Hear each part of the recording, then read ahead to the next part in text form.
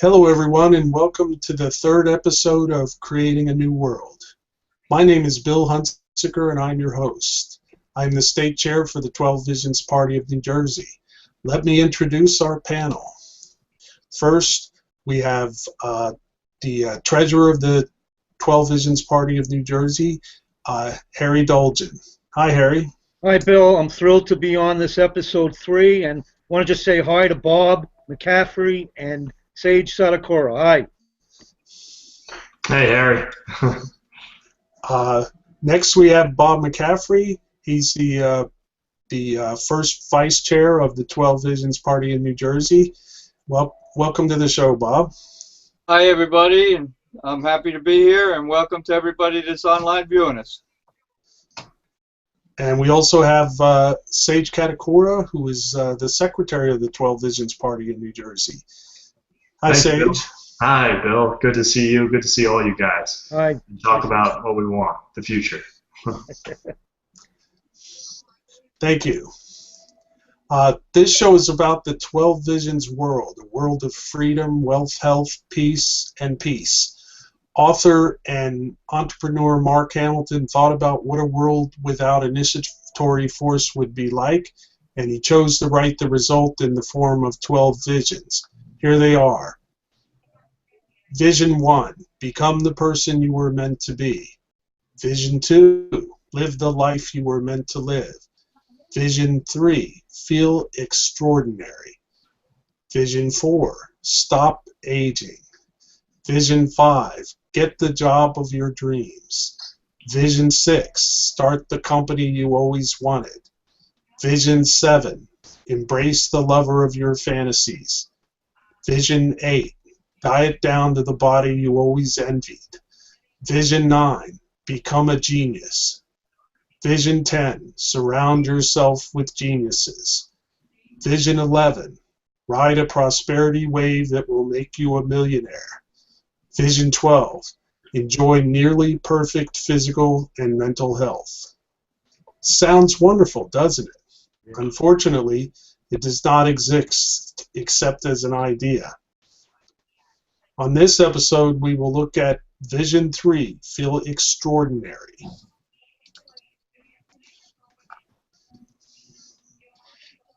In today's world, we are all pushed and pulled by the forces of nature, such as lust, jealousy, envy, greed, gluttony, etc., making us dissatisfied and unhappy. Most people work all of their lives only to retire in poverty. In the 12 Visions world, without government overregulation, there will be a technological revolution, much like the computer revolution and communication revolution today, where everything will be better and better at lower and lower prices, making everyone rich. As more and more people discover their deepest motivational root and become value creators, they will live a life of exhilaration that will outcompete and outstimulate the forces of nature, and everyone will be happy and prosperous.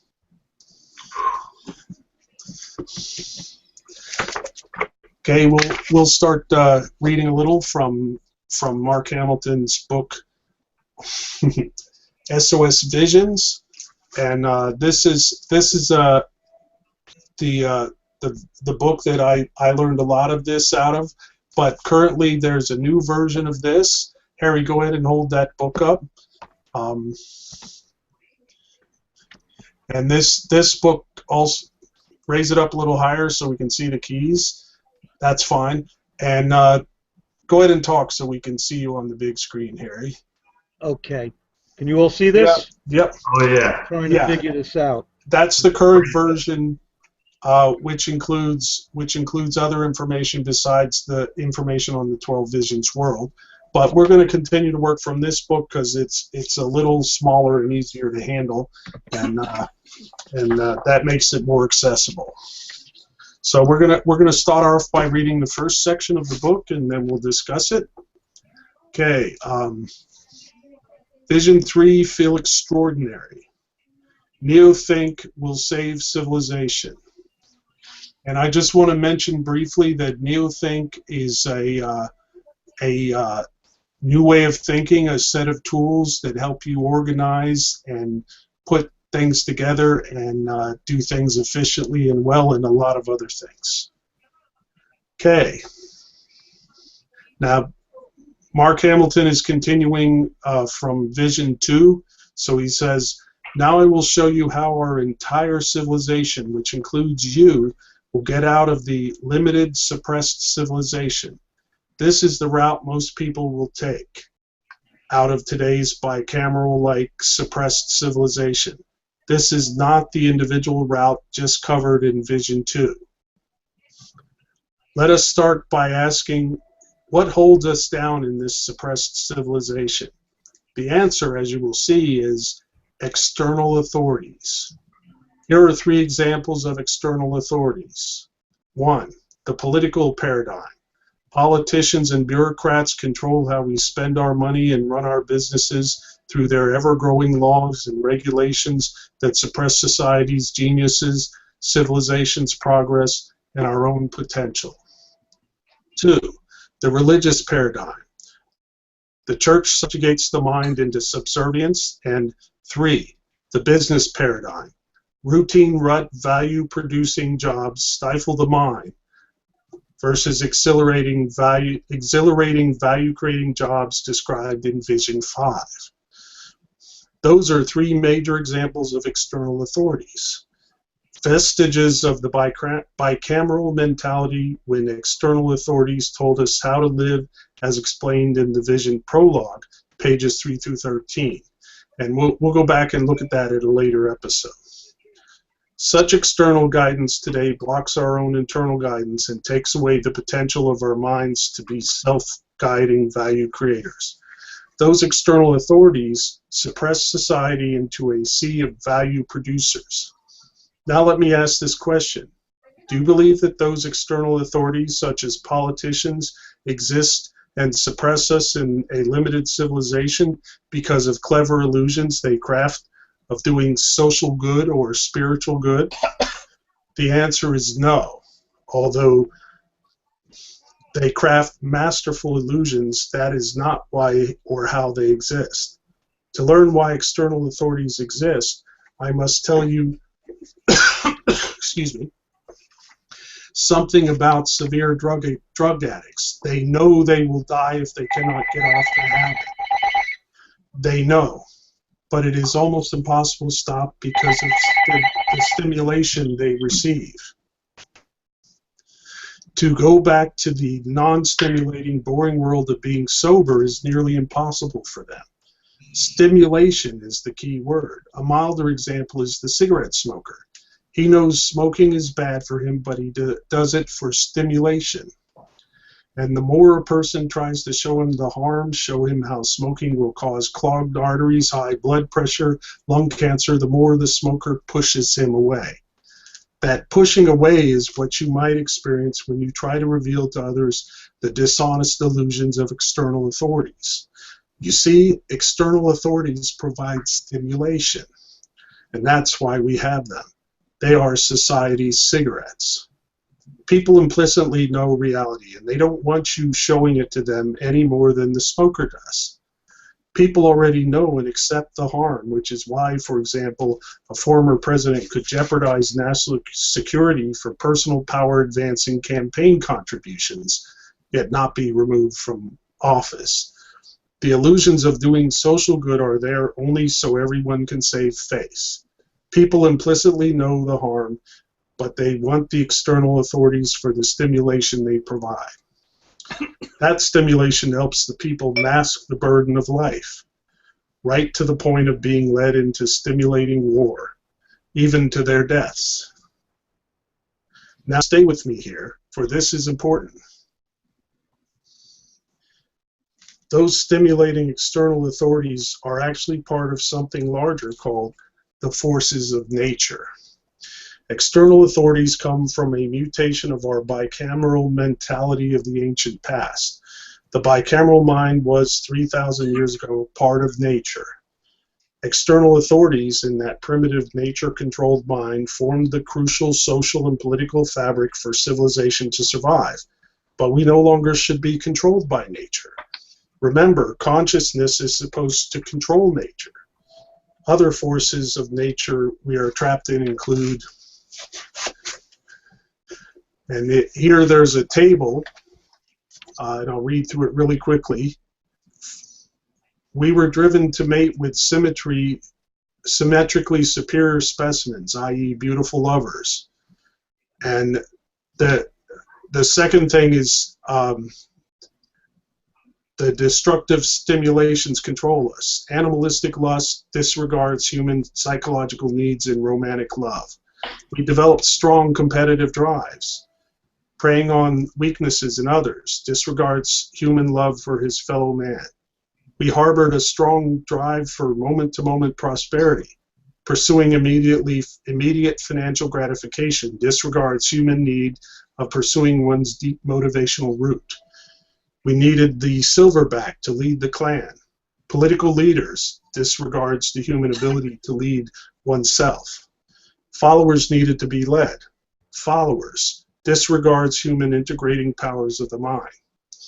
Advantages came from group acceptance and popularity. Attention-seeking disregards human route to happiness and success, which is value creation. External authorities were part of bicameral man's nervous system, i.e. the voices of the gods, and survival system, i.e. directives from god kings and oracles. External authorities disregards human consciousness and prevents leap into neothink. Okay, we're going to stop there and talk about that a little. To me, this means that that the world around us is stimulating. We see it everywhere. We see it on TV. We hear it in the music that we hear, in ads. You know, they say that sex sells, and that's because it stimulates us. And therefore, you know, the whole world is awash with stimulation, just constantly batting at your mind and distracting you. So true, and that's something you always have to fight, you know. And it's the discipline that comes up each and every day that gets easier over time from knowing about it. But it's so true, Bill. And I know all my friends, after like becoming aware of this, I've lost a lot of friends, kind of, or not lost a lot of, but I just I see them less because I'm not as controlled by those same illusions that they're constantly being pulled this way and that for, and I can't relate to it as much as I used to. Interesting. Yeah. Yes. Yeah. Go ahead, Harry. No, I was just going to say, since I'm the newest member on this panel, I have difficulty with stimulation. What it does for me, I watch a lot of TV. Okay? Now, I know it's not good for me, but like tennis, I watch a lot of tennis. I know that if I found my Friday night essence, my deepest motivational root, then I probably wouldn't be, I'd be more stimulated by that than I would by forces of nature. Okay, so I think it's very important to understand most people don't have their essence yet. Okay, Right. so they rely on stimulation that anti-civilization brings to them. And once you do find your Friday night essence, I think then it's very easy to you know, to get away from, I guess, these forces of nature and use the forces of neothink, which I hope Bill will discuss later. Mm-hmm. And that's pretty much where I am. I don't know how you feel, Bob, Sage, or Bill, but that's how I feel about it.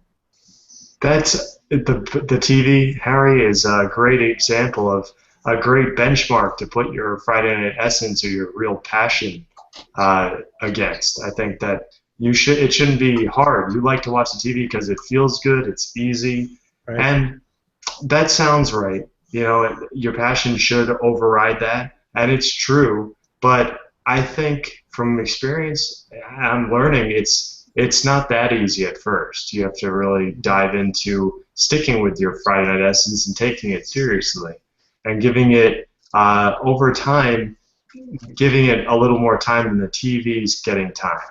And from there, progress happens. and stimulation comes from looking inside that rather than at that TV screen outside. That's what I'm realizing. But it's not so easy at first, but it's awesome because it feels like you're watching TV all the time when you're doing what you love to do. Interesting. Very good. Yeah.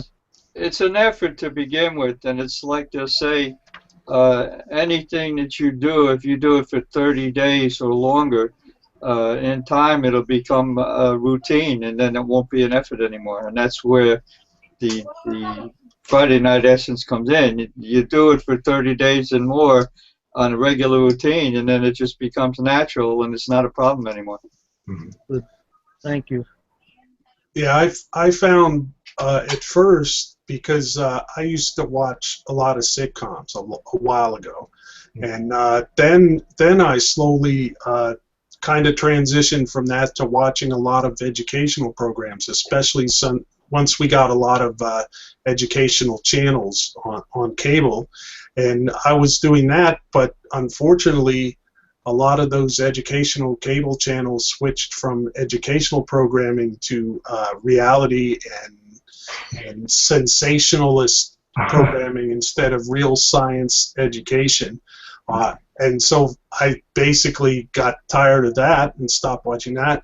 But I still have several ways that I still get stimulation rather than, follow my Friday Night Essence and my deepest motivational route. And this show is one way I'm trying to follow my motivational route rather than spend time either on the internet or watching movies or reading fiction, which is okay, but not if you do it all the time. Good point. Yep, all the time. Yep, that's the word. Yep. The phrase. Yep. I think it's the value you get too. It's not it's not against the law, but it's still much more stimulating. You find out once you get into it, and that's a personal realization that I think you have to go through. Okay, who would like to read the next section, titled on page 56, titled "Forces of Neothink"? Forces of Neothink. Well, I have the book. You want me to read, guys? Go. I'd love to, Harry. You're doing a great job. Yep. I don't know if Bob, you have the book. I'll start. Okay, Forces of Neothink, Inner Circle Vision. We are trapped in the forces of nature. We are addicted to their destructive stimulations, including external authorities, in order to relieve the burden of life. In this suppressed civilization, revealing all the illusions in the world isn't going to change that. So, what will? On an individual basis, the feeling from becoming the creator frees us. That's in Vision 2. That feeling, living the life every human being was meant to live, is far, far more stimulating than the life of a value producer, the life no one was meant to live for more than a few decades. But, as I have said, that initial leap from a value producer to a value creator will at first be a small, albeit growing percentage of people. So what will free civilization as a whole from the forces of nature and our addiction to the spiral of death stimulations? The answer is something so stimulating that it outdoes stimulation from the forces of nature to pull civilization free from them. That something so stimulating is the forces of neothink in the developing super society. Example, society in the approaching 20 visions world. Those super society stimulations will pull us free from the spiral of death stimulations. Wow, that's powerful. Very powerful there. Go ahead and read the next section too, Harry. Okay. Next section is super society stimulations. Pulls us from the suppressed civilization, and this is an inner circle vision. For example, in the super society of the 12 visions world, everyone becomes wealthy through a technological revolution.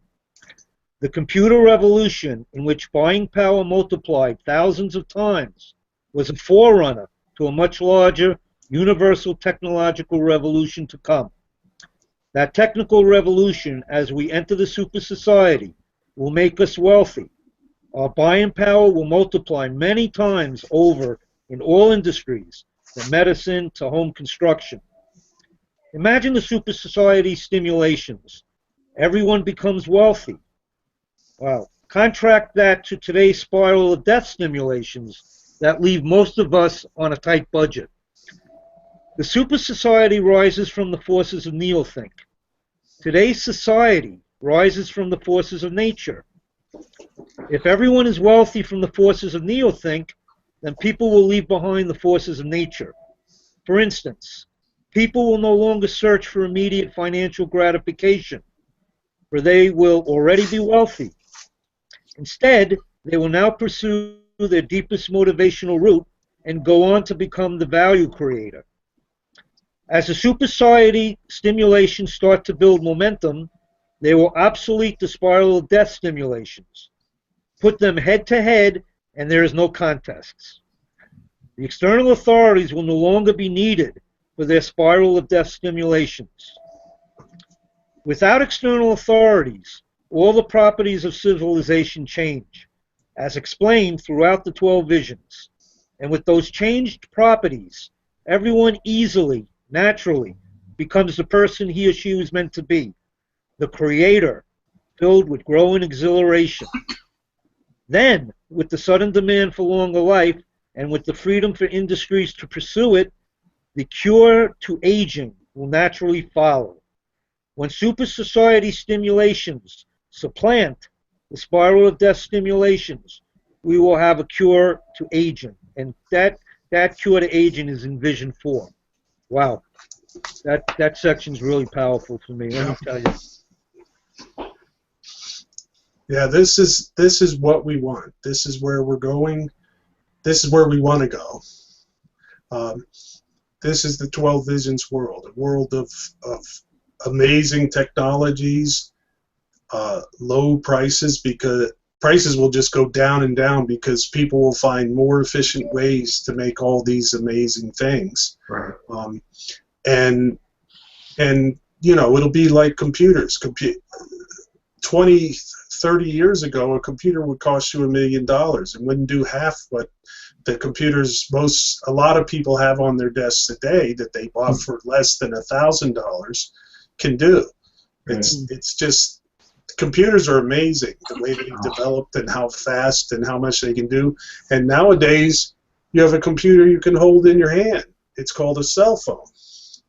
And that's amazing too, because this computer can do almost everything that the computers on our desks can do. And imagine that kind of progress in every industry, everything you can think of, housing, cars, you know, everything. And I mean, it's just amazing, and it's, you know, this is what we should want. This is what will get people motivated, and this is what motivates me. And you know, most of the people watching this, and even us, are caught in this other paradigm where we're all working, you know, just to get by, you know, in many respects. And it takes everything you got to get above the, you know, where you're living pretty comfortably. But it seriously takes a lot of work and a lot of time. And with those technologies, like you were saying, Bill, and people just loving what they do more, you're talking about a lovely place with more abundance, and people having such a nice demeanor about them, you know, kind of like when you're a child. It seemed like, you know, when children meet, everybody's a little kinder to one another on most examples. But when you get older, everybody's out for themselves and trying to, you know, understandably, in this suppressed civilization, people are trying neck and neck against each other, and it's not the nice thing you envision when you were just getting started here. You're absolutely right. Happy people are helpful, outgoing, friendly, and kind to each other. That's right. Not preying on the weaknesses in other people. Right. Right? Beam me up. That's what I want. Do you have anything to add to that, Bob? No, not at all. Okay, no problem. Would you like to read the next section? Sure. Starting on page 57, Super Society Stimulation. Go right ahead. Okay, the way things are, Inner Circle Visions. Let us begin with the beautiful woman married to a tall and handsome, broad-shouldered man who looks as though he was born a man, no traces of boy or those days before body hair. The pretty lady, in time, will begin to look with curious eyes at the rich man, even if he's not as physically endowed, and even if she sees him physically as a boy. Nevertheless, she will look at him and wonder what life must be like as a rich man's wife, for she could have that life, and she knows it. On the other hand, the beautiful woman with the rich man, in time, will start looking at the physical superior hunk man, even if he's not nearly as financially endowed. Nonetheless, she will look at him and wonder what life must be like with a stud, for she could have that, and she knows it. Now the beautiful woman with the rich hunk man has it all, so it seems. She has it all for only a little while. So for her starts looking at other beautiful women, he could have them, and he knows it. None of these applies to me, you might think. Oh, but it does. It all does. Whether or not you are or are not rich or a hunk, or do or don't have beautiful spouse, and whether or not such actions, example sleeping with others, take place, there are the forces constantly at work on relationships. For these are the forces of nature, from which there is no escape. Those constant forces, more often than not, win out. Nature instilled women with a deep drive to mate with the physical superior man. Nature also instilled women with that deep drive to mate with a prosperous man. Nature instilled men with a deep drive to mate with a physically, symmetrically, example, beautiful woman. Those are the forces of nature from which no individual human being can escape, no matter how intellectual, moral that human being may be. Whether or not he or she acts on those forces is up to the individual. But the forces are there, always there, in everyone. Those constant forces quietly push the happy couples towards becoming distrustful, unfaithful, anxious, insecure, and unhappy. Let us shift from the romantic relationship to the platonic relationship. Do we really feel love and compassion for our fellow man? To the contrary, down deep we hope for faults, errors, weaknesses in others. No matter how much we deny it or hate it, it is our suppress it. We do secretly applaud weaknesses in others because that lessens the competition for us and our survival. That competitive drive to subjugate our peers is fundamentally the force of nature for our survival. That constant force of nature quietly pushes happy friends, neighbors, and co-workers towards jealousy, hate, spite, and envy. What we are saying here about the world we live in, the problem gets even more complicated. Consider that our lifelong relationships with our livelihoods most often exist for the money and not for the love of one's work or accomplishments. In fact, most people go through life despising work, never knowing what they would love doing or what they could even love their work, seeing work only for financial survival. That powerful force of nature, from which there is no escape, results in quiet dislike for our work, where we spend a large percentage of our lives on the grand scale of life. The inescapable force of nature steadily pushes us into unhappiness, and camouflaged failure. Looking further into the forces of nature, consider that in society of animals living together, nature produces leaders. Those leaders say the silverback of the gorilla clans get treated to the best life, the best food, and the best females. Likewise, in our society, the forces of nature produce political leaders. Some individuals are driven to seek power through politics, others file it looking towards the political leaders for the economic advantage. In any case, the forces of nature that dominates our society. This need for political leaders pushes society towards oppression, corruption, illusions, and gullibility. How deep do the forces of nature affect us? In our personal lives, we seek attention. Everyone does. What toddlers, years before they ever have a romantic or monetary thought, they seek attention. It is the most basic human desire from the toddler to the teenager, to the senior citizen. Seeking attention is also a raw force of nature, the animal that gets more attention and approval.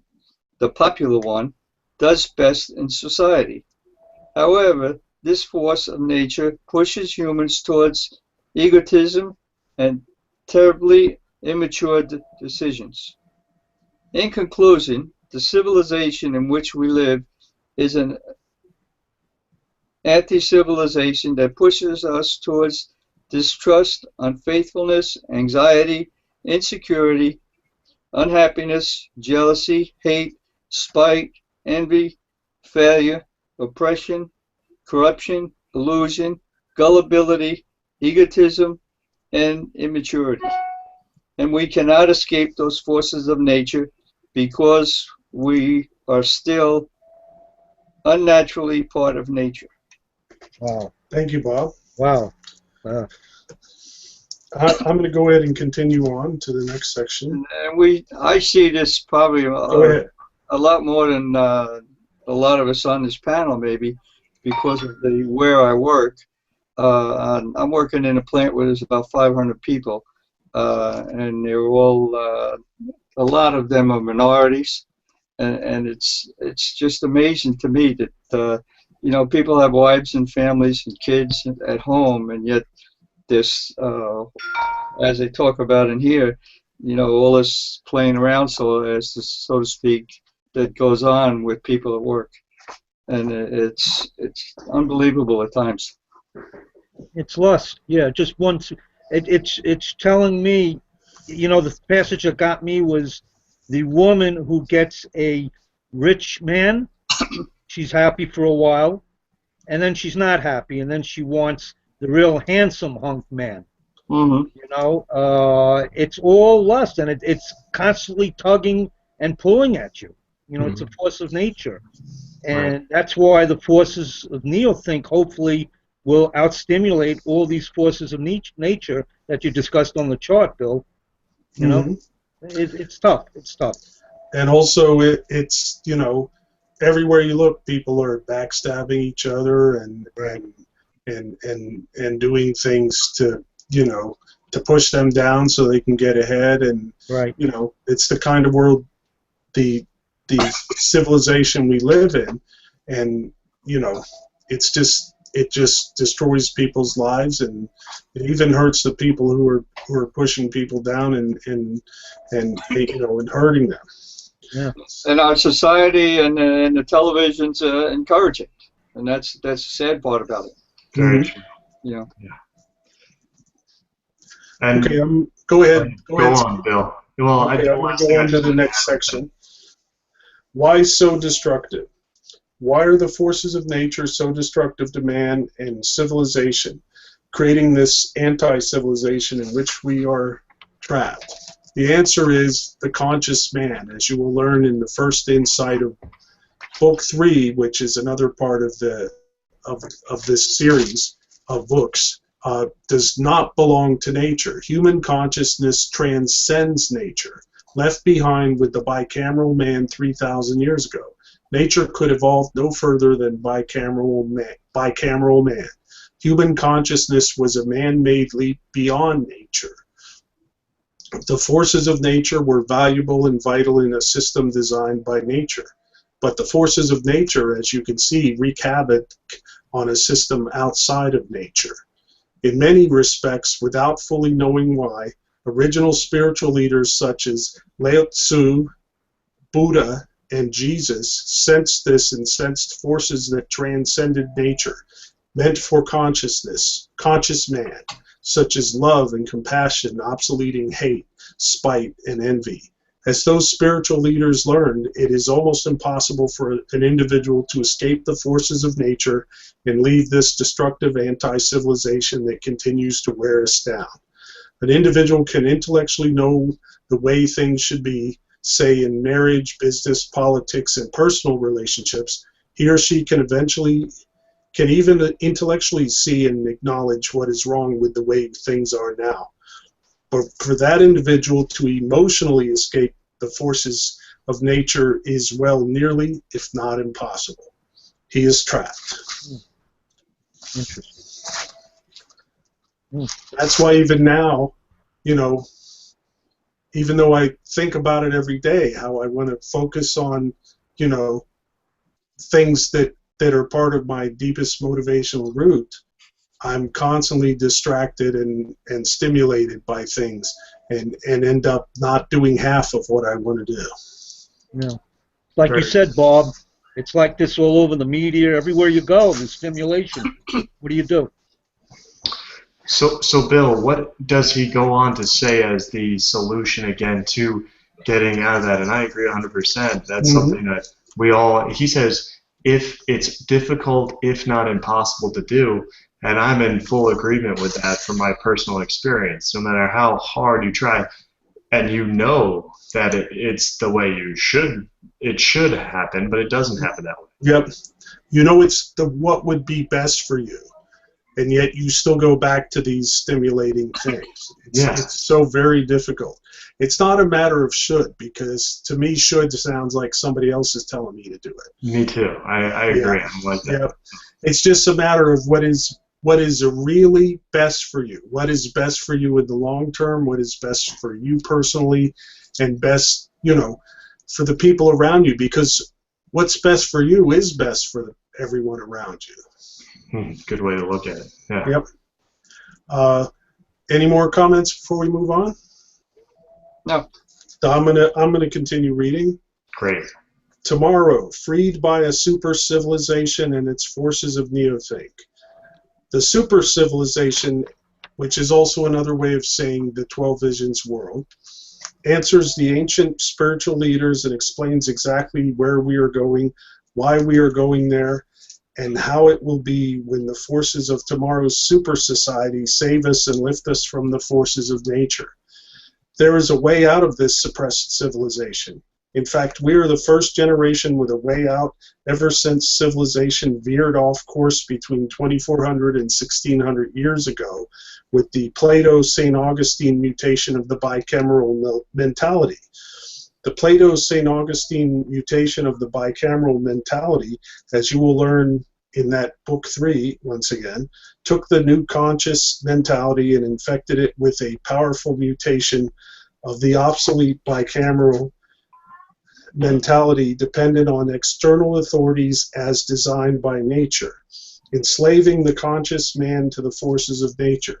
The super society and its forces of neothink could not rise within the bicameral mentality or its powerful mutation, trapping us in the anti-civilization. Now that's a little complicated, so I just wanted to go over that a little bit more. What this is saying is that originally we were part of nature, and we just had our brain, which was basically, you know, evolution let us reach a point, you know, but we were still like all the other animals 3,000 years ago. Human beings were just like other animals in that they just reacted to what happened around them. They didn't think about it. They just reacted to stimulation around them. And then somehow we reached a point where our brains became so complicated and we became so intelligent that we started being able to use. Someone help me. What's the word where we use something to represent something? Metaphor. Yeah, a metaphor and yeah, where we start using metaphors. Yeah. Yeah. And I'm taking this aside real quick because this is an important point here. Where we started using metaphors, and also we were developing language and using metaphors in the language. And at some point, a human being just basically, his mind kind of connected in this way where he was able to see beyond, just reacting to what was going on around him and to start thinking and planning for the future. right. And he shared this with other human beings. He or she shared this with other human beings. This person shared it with other human beings, and it spread to all human beings. But then at a certain point, people such as Plato and St. Augustine pushed a philosophy of, that Plato especially was saying that this isn't what we see around us, isn't the real world. Our real world is someplace we can't see or touch. And and therefore, none of this matters because it's not real. That was part of what he said. There were a lot of other parts too. But Right. that you can't think for yourself, even though obviously we all know we can, and this idea was pushed forward, and it's come down through the ages. You need someone else to make decisions for you. Even though you may not think that consciously, that's always in the back of your mind subconsciously, that you need somebody else to tell you what to do. And that's pushed by politicians, by advertisers, by everyone in the world around us that are saying, pushing on this thing, saying, we'll tell you what to do. We'll tell you what car to buy. We'll tell you what you need to live safely, and securely. We'll tell you everything you need to know to live your life. Don't worry about thinking for yourself. Mm-hmm. And that's what's been brought down to where we are now. So instead of people thinking for themselves and putting together ideas and becoming, and becoming value creators, we're pushed down and told not to think for ourselves, do what we're told, and we become value producers, which, is, that's not a way to prosper and live happily. That's a way to be unhappy and, Stagnant. and slowly basically get worn down, and then you retire and you wait to die. And that's the opposite direction we're all going. Yeah. He said in that book, that excerpt you're reading from, Bill, that the super society will rescue us, right? Mm-hmm. Will rescue you as the solution. It's impossible. It's darn near impossible. It's so hard to escape the anti-civilization. Even when you think you're above the forces of nature, they're still pulling at you. Yeah. But what's going to really allow that to change is the super society. And how I take that is even Mark Hamilton, he's super rich, has a wonderful family. From everything I know people who have met him, shaken his hand, and I can tell that he has an amazing life, it seems like. And it seems like even when he writes that, even he is affected by the pull in this anti-civilization.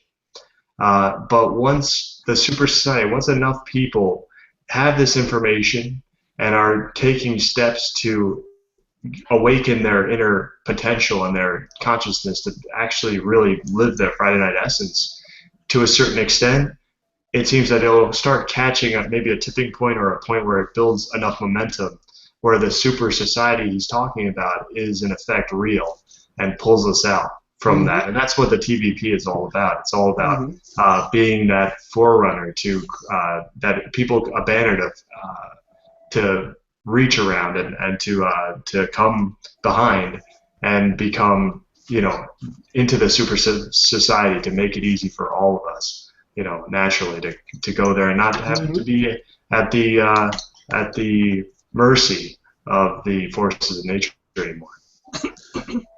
Good point. Mm-hmm.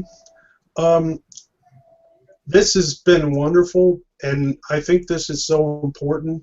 I don't want us to run too long, so I think I'm going to cut this right here, and we're going to continue this in the 4th episode, because this is basically, this section, this vision tells us how we're going to get to the 12 visions world.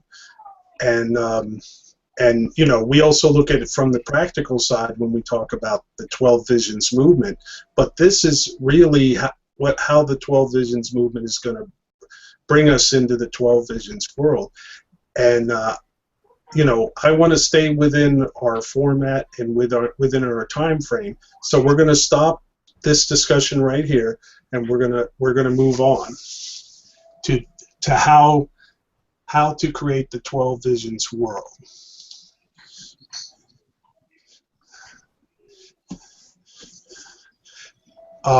Next we'll talk about how to create the 12 Visions world, but first we're going to play a little game I like to call Where's the Force?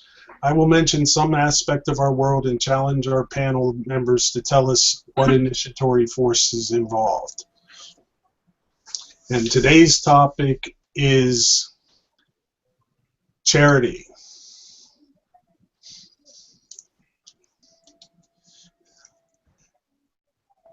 Sage, where's the force? Thanks, Bill. Charity, to me, where the force is society's kind of guilt-filled emotion that is thrown on people very often that they should donate their money and time to a cause other than themselves. And it ties in with altruism and the fact or the belief that you almost have no choice, but you should give to those charities. Thank you, Sage. Bob, where's the force? The force is in the politicians pushing people to contribute and help with these charities, and then taking the people that are receiving the charities and holding them responsible. Oh, I did this for you, and you need to do things for me because I supported you in this way. Thank you, Bob. Harry, where's the force? Oh, where's the force? Well, I know where the beef is. It's in my freezer. But okay, where's the force? Well, that I want to tie that in with what Sage says. It's about altruism and being selflessness, you know, and having an external authority tell you that you should be doing other things for other people, okay? And that totally goes against value, giving value. You give value, you get value, okay? And most people in this world, I hate to tell you, are like that, you know? Interesting. Very interesting. Good point. Thank you, Harry. All of those are great points. I mean, charity is put to us as something, you know, wonderful, that we're helping people, right, that we're giving of ourselves. It's supposedly a great thing to give up something, and they say give till it hurts. I've heard one person, which I like this better, who said give till it feels good. But still, sometimes there's also deception involved with charity, because charities will contract with a telemarketing company and say, we would like you to raise, just for example, $50,000 for us, and they will make a contract that says, you know, once you raise $50,000, you can raise as much more as you want, and you can keep that. So, but you're not told that when someone calls you up in the evening and asks you to donate to the charity. In fact, the company usually doesn't even say that they're not the charity, that they're a company, you know, soliciting donations for that charity. So when you donate to a charity, you don't know if your money's going to the charity or going to the company that they contracted to solicit donations. So that's another place where force is. In this case, deception. You're accepting it on blind faith, which is mysticism. Yeah, so fraud, right? Fraud's a good. Yeah, it's fraud, deception. So the bottom line is we're not saying you shouldn't donate to charities, but that you should be very careful. And if someone calls you in the evening, ask them, you know, are you part of this charity, or are you part of a company that's soliciting for the charity? And then ask them, you know, is all of my money going to go to the charity, or are you keeping part of it? So charity is something you have to be very careful about, because, you know, what in some cases, like this isn't always the case, but in some cases you could make a donation to a charity and none of it goes to the charity. It goes to the company that's been contracted to solicit donations for the charity. When somebody's soliciting me for a charity, normally what it brings to mind to me is a little saying, and I kind of stick by it, and I like to support it.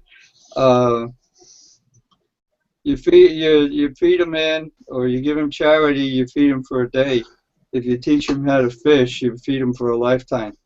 I would much rather support somebody and help him to succeed in his life, and support his life for the future, as opposed to giving him something for today. Mm-hmm. Good point. Yeah, that's great. Good point. I like that a lot, but I add to it: if you teach a man to think, then he can prosper and live happily. Good thought. Okay. Bill. Yep. Thank you very much. We'll move on to the next section. The 12 Visions movement is a group of like-minded individuals with one goal: to create the 12 Visions world. This movement is being organized by the 12 Visions Party. Here is the purpose of the 12 Visions Party. The TVP has one purpose: to bring about an initiatory force-free, protection-only, service-based government via the Prime Law Amendment and the protection-only budget, forever ending the age-old power-based government and its virulent, force-backed rule of man, forever depoliticizing America and eventually the entire world, thus setting free the geniuses of society, launching the wealth of mankind as described in the TVP platform. Here's the process by which the 12 Visions Party will accomplish its purpose. With your help, the 12 Visions President and Vice President are elected. The TVP President shall submit to Congress the protection-only budget and the Prime Law Amendment to the U.S. Constitution. Part 2, the Great Replacement Program. With your help, 12 Visions candidates for Congress and Senate are elected. The Congress shall pass the protection-only budget in its entirety and the Prime Law Amendment to the U.S. Constitution to be ratified by the states. Part 3, the Great Displacement Program. The TVP President, Vice President, Cabinet heads shall orchestrate the dismantling of federal bureaucracy that has nothing to do with protection of its citizens, coordinate the displacement of its resources, including the great sale of government assets to the private sector, government assets including federal land that serve not the prime law of protection. The executive branch shall shrink its size to one purpose: the protection of its citizens as defined by the prime law. Revenues from the great sales shall pay off Social Security obligations with interest and pay down the national debt. Part 4, the new governing dimension. The TVP President and Vice President, TVP Cabinet heads, TVP members of Congress shall oversee the transition into the new governing dimension of no initiatory force as described in the platform. That 12 Visions government operating under the prime law shall leap from a destructive power basis to a productive service basis, from a destructive ruling class to a productive protection service as described in the platform. And Part 5, the end of the rule of man. Meanwhile, in the states, 12 Visions governors and 12 Visions states legislatures that are elected with your help will be shrinking state governments to one purpose: protection of its citizens as defined by the prime law. The 12 Visions state legislatures will ratify the Prime Law Amendment to the U.S. Constitution, which makes initiatory force illegal. All governments from the federal government down to your local town or city government will have to provide protection services that citizens will voluntarily pay for, and citizens will be able to choose from competing protection services. In each episode, we will discuss different parts of this process. On this episode, we will discuss the Great Replacement Program. After the 12 Visions president presents the protection-only budget, the Democrats and Republicans in Congress will change it to keep things the way they are and protect their power. But they will also be aware that the 12 Visions president was elected with lots of support from you, and will let some of the changes go through, resulting in some improvements in the country. The 12 Visions president will tell everyone that the real 12 Visions world that was promised is that those members of Congress that voted against and removed parts of the protection-only budget should be replaced, with your help, with hard-working neo-think people who will run in the midterm elections. Eventually, the Congress will pass the protection-only budget, and the technological revolution will begin.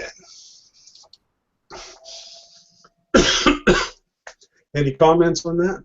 Wow. Where do you begin? Yeah. Well, thank you for the layout. Where do you begin, Sage? I like where I begin is the detailed process that Mark Hamilton's thought out with that blueprint to make that change into the world we want to go into, or just perfect the world that we're in. It's a clear-cut, very simple, but fully rational way to do it. And it's got a great shot if people get behind it and get passionate about it. So, in answer to your question, Harry, I think part of the answer would be we've already begun, and we're in the process of doing it now. We got to get the word out. yeah. Word out. This is what we're doing. Yep, that's what we're doing with this show and with everything else we do. And that's what people can do. They can talk to their friends and families and neighbors. And this leads right into to the last section of the show, how you can help create the 12 Visions world. The 12 Visions movement is growing across the country and the world, and more people are getting involved. Here are ways you can help. Tell your family, friends, and neighbors about the 12 Visions movement, and if you see 12 Visions candidates, vote for them. Support the 12 Visions movement by contributing money or volunteering to help, and become involved with the organizing and planning by joining the 12 Visions party in your state.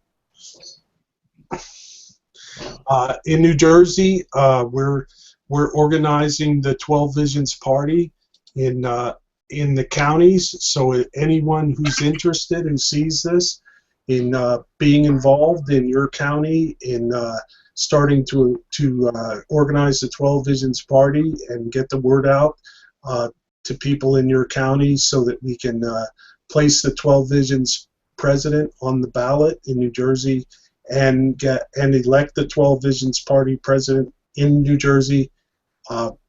Feel free to contact me, the state chair of the 12 Visions party in New Jersey. My email address is whunsicker@gmail.com, and I'll repeat the first part of that again, whunsicker, and the last part, of course, is at gmail.com. Okay, I want to thank everyone. I want to wrap this up because we're approaching the hour, and we want to keep these shows at the hour. So I want to thank everyone for coming on the show. Thank you, Sage. Thank you, Bill. Thanks for all the value you put out here, and it's great to reconvene and get this in my mind on it again. It's really inspiring. Thank you, Bob. Thank you, Bill. I appreciate all the work you're doing in putting this together, and keep up the good work. And thank you too, Harry. Thank you very much. Bill, great job. Real stimulating. Great discussion. Please, people out there that are viewing this, contact us and get together with us and get involved in forming the 12 Visions Party in New Jersey and in your state. Thank you. And most of all, I want to thank everyone who watches this video and thinks about what we're talking about and considers it. I really appreciate it. That's the reason we're doing this show. And also, if you think this show is valuable, there are a lot of ways you can support it.